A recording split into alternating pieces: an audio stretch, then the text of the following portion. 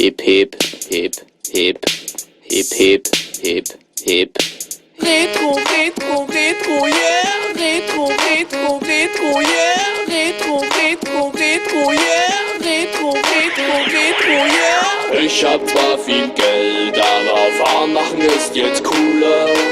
Also scheiß doch auf ne schöne Karre, ich fahr City-Roller. Ich geh ins Secondhand-Laden, will einen neuen Schal haben, kaufe 3, dann kann ich sie zu jedem Outfit tragen. Kostet ja nicht viel und ist super Qualität, Markenkleidung. In Indien von Kindern genäht. Scheißegal, klingt nach Politik, interessiert mich nicht, aber ehrlich, interessiert es dich?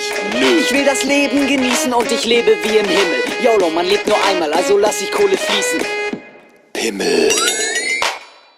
Chai Latte für 99 Cent. Nachmittags im Café an der Spree trink ich Mate-Tee, guck in mein Taschenbuch und tu, als ob ich lese. Versteh aber nix und zitiere einfach Nietzsche. Das Mädchen neben mir versteht auch nix, schon okay. Hey, du, dein Schal ist so schön bunt. Smalltalk ist Mainstream, komm auf den Punkt. In Berlin zum Studieren lebe ich hochkultiviert in meinem Altbau. Hat mir mein Papa finanziert. Wir verabreden uns bei mir zu Hause um die Ecke.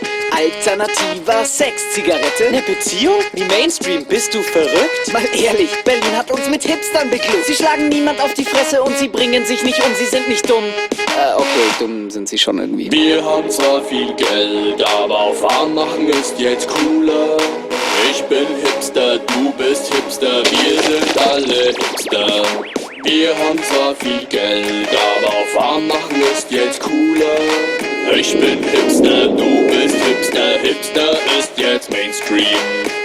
Auf Arbeit keinen Bock, ich schreib lieber Fashion-Blogs. Skinny Jeans sind attraktiv, ich bin halt alternativ.